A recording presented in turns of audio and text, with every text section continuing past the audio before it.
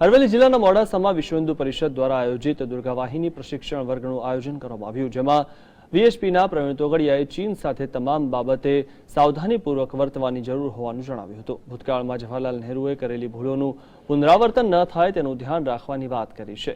PM મોદીના ચીન પ્રવાસ દરમિયાન પ્રવીણ તોગડિયાએ તાજેતરમાં વડાપ્રધાન સમક્ષ ભારતનો કાશ્મીર અને અરુણાચલ પ્રદેશ વગરનો નકશો દર્શાવ્યો હતો, જે અંગે ચિંતા વ્યક્ત કરતા જણાવ્યું હતું કે વર્ષ 1962માં જવાહરલાલ નહેરુની ચીન મુલાકાત વખતે ચીન દ્વારા ભારતની લાખો કિલોમીટર જમીન પડાવી લેવાઈ હતી, ત્યારે વર્તમાન સમયમાં આ જ પ્રકારની પ્રવૃત્તિ ચીન દ્વારા કરાઈ રહી છે, જે ચિંતાજનક છે। એટલે ચીન બાબતે ભારતે તકેદારી રાખવાની જરૂર છે અને જ્યારે પાકિસ્તાન, નેપાળ, બર્મામાં લશ્કરી થાના ઊભા કરી ભારતને ઘેરવાનો જે પ્રયાસ કર્યો છે તે ખૂબ જ ચિંતાજનક છે। ચીન બાબતમાં સાવધાન રહેવાની જરૂર છે।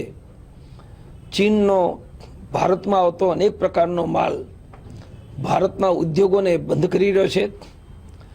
ચીને પાકિસ્તાન, નેપાળ, બાંગ્લાદેશ, બ્રહ્મદેશ અને શ્રીલંકા ચારે બાજુ પોતાના લશ્કરી થાણા ઊભા કરી